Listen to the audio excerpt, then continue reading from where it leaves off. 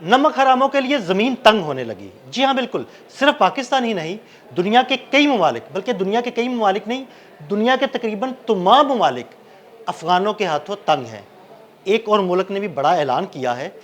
आमिर ज़रा से बात करते हैं। आमिर भाई, एक ख़बर सामने आई है कि एक और मुल्क है और बड़ा मुल्क है, वो भी अफ़गानों से तंग है। हमारे नाज़रीन को ज़रा बताइएगा। पहली बात तो ये है कि अफ़गान तालिबान से कौन तंग नहीं है, ये आपने बिल्कुल ठीक लफ्ज़ बोला था कि किसी एक मुल्क की बात करेंगे तो वो एक और कहानी होगी। लेकिन जिस बड़े मुल्क का आप कह रहे हैं उसका भी मैं ज़िक्र कर देता हूँ।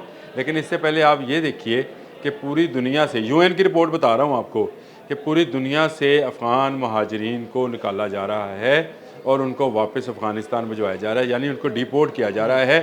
दुनिया के बहुत सारे अफ्रीकी ममालिक के जैली पासपोर्ट भी इन लोगों ने बना रखे हैं। पाकिस्तान में तो इन्होंने बनाए ही बनाए। एक दौर था जब इनको यहाँ पर इस तरह की आज़ादी हासिल थी और इस पर हम बहुत ज़बरदस्त कॉम्बिंग ऑपरेशन कर रहे हैं और इनकी शनाख्ती कार्ड जो है ब्लॉक भी कर रहे हैं और रोक भी रहे हैं।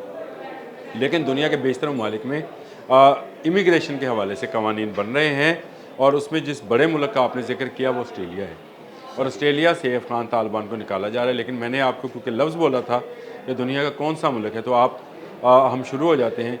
आपके ख़्याल से जो बरतानिया में नए इमिग्रेशन कवानीन बने हैं वो किन की वजह से बने हैं? वो इन्हीं की वजह से बने हैं। आप समझे, आप उन्होंने कहा कि हमारा क्राइम रेशो जो है वो इन इमिग्रेंट्स की वजह से, जो इनलीगल इमिग्रेंट्स हैं और वहाँ जाकर ये सियासी पनाह की दरख्वास्तें करते हैं, कहते हैं जी हमें तालिबान से ख़तरा है। असल में ये तालिबान के ही लोग हैं जो ये कहते हैं कि हमें तालिबान से ख़तरा है।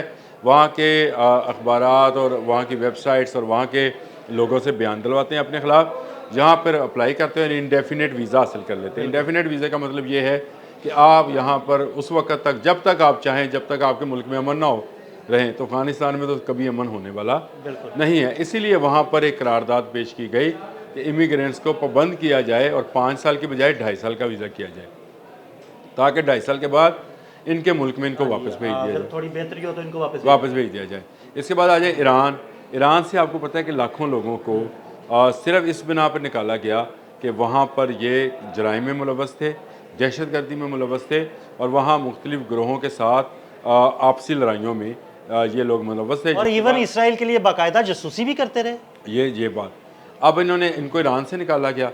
ईरान के बाद आ जाए ताजिकिस्तान, तो ताजिक जो थे तालिबान, उनको ताजिकिस्तान से निकाला गया। ना सिर्फ ताजिकिस्तान से निकले बल्कि उसके बॉर्डर के साथ साथ से जो MRF है उसने उनको उससे भी आगे धकेल दिया और ये काबुल की तरफ चले गए।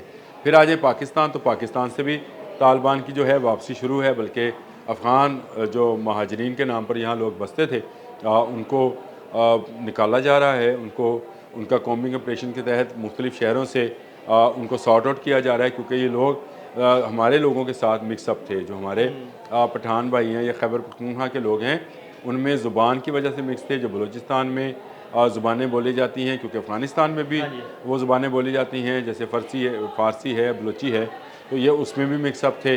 तो उसमें से निकाला जा रहा है इनको और ढूंढ के इनको बाहर किया जा रहा है। तो अब ऑस्ट्रेलिया ने भी यही काम किया है, क्योंकि ऑस्ट्रेलिया में भी अमन को, ये असल में एक ऐसी कौम बनती जा रही है जिसको आप ये कहें कि ये दुनिया की नापसंदीदा तरीन कौमों में से एक कौम होगी। जहाँ जाते हैं वहाँ काम करने की बजाय इनका जहन लड़ाईबाजी में, जराइम में, मनशियात फरोशी में और जिस्म फरोशी में जाता है।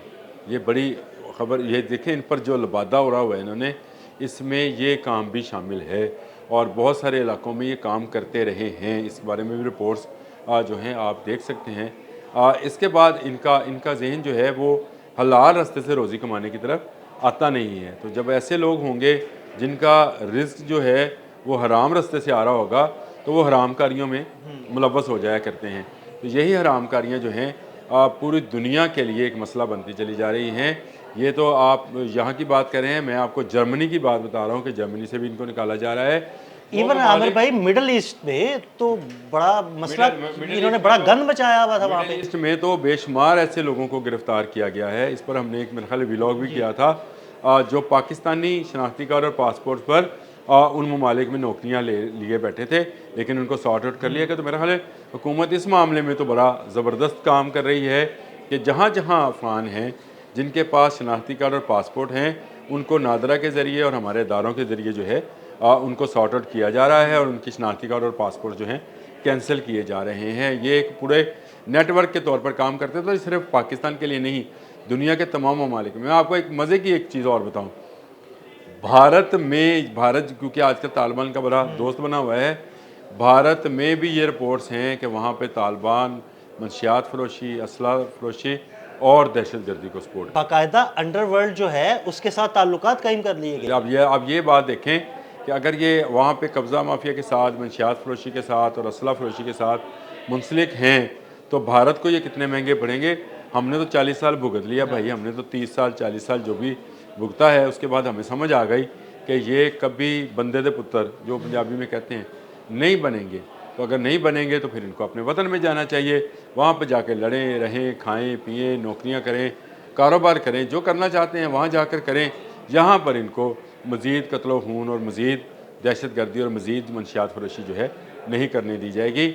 और यही हाल ऑस्ट्रेलिया का भी है, जिसका जिक्र आपने शुरू में किया था कि एक बड़ा मुल्क है, वहाँ पर भी यही प्रॉब्लम्स हैं। ये जहाँ जिस कम्युनिटी में भी रहते हैं, असल ख़बर ये है कि जहाँ जिस कम्युनिटी में भी रहते हैं वहाँ उस कम्युनिटी के ख़िलाफ़ काम करते हैं, यानी उनके साथ ये लड़ाई झगड़ा, वहाँ पे मंशियात फरोशी और वहाँ पे जो इल्लीगल ट्रेड है जिसको स्मगलिंग कहते हैं उसमें मुलव्वस पाए गए हैं। इसीलिए इन पर दुनिया भर में पाबंदियाँ लगाई जा रही हैं। ये जो भारत के साथ दोस्ती की पिंगें हैं, आप बहुत जल्द देखेंगे कि इन पिंगों का भी खात्मा हो जाएगा।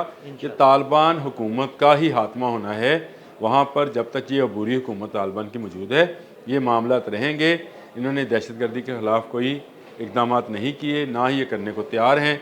ये अपनी सरजमीन जो है इन्होंने खोल रखी है दहशतगर्दों के लिए। अपने एक तरह से ये कहें कि अपने द्वार या अपने दरवाजे जो हैं दहशतगर्दियों के लिए खोल रखे हैं और फिर ये उनको शहरी आबादियों के अंदर बसाते चले जाते हैं और उनको फिर अगर उन पर अटैक किया जाए तो कहते हैं शहरी आबादियों पर अटैक किया। ये इनके अड्डे बंद होंगे। यहाँ पर एक मुंतखब हुकूमत ने आना है। जो कतर डिक्लेरेशन है जिसमें अमेरिका वापस किया था उसमें यह तय था कि तालिबान की अबूरी हुकूमत होगी और उसके बाद यहाँ पर एक मुंतखब हुकूमत आएगी। लेकिन अबूरी हुकूमत का अब स्पैन बहुत लंबा हो गया है।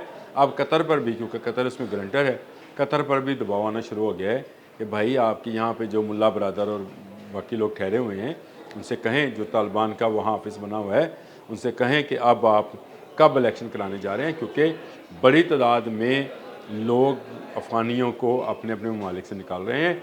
ये भी आपके वोटर्स हैं, ये भी वोट कास्ट करेंगे, वो आपके हक़ में हैं, मुखालफ हैं, लेकिन वहाँ पे अवामी हुकूमत बने बगैर अफ़गानिस्तान किसी चीज़ में तरक्की नहीं कर सकता। अफ़गानिस्तान में इस वक्त भूख, अफलास और बीमारियों का हमला है, दहशतगर्दी का हमला है, वो सिर्फ तालिबान की वजह से है।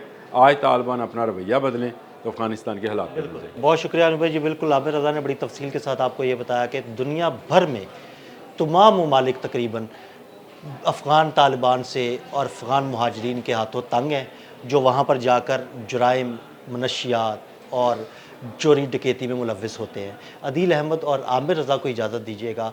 अल्लाह हाफ़िज़।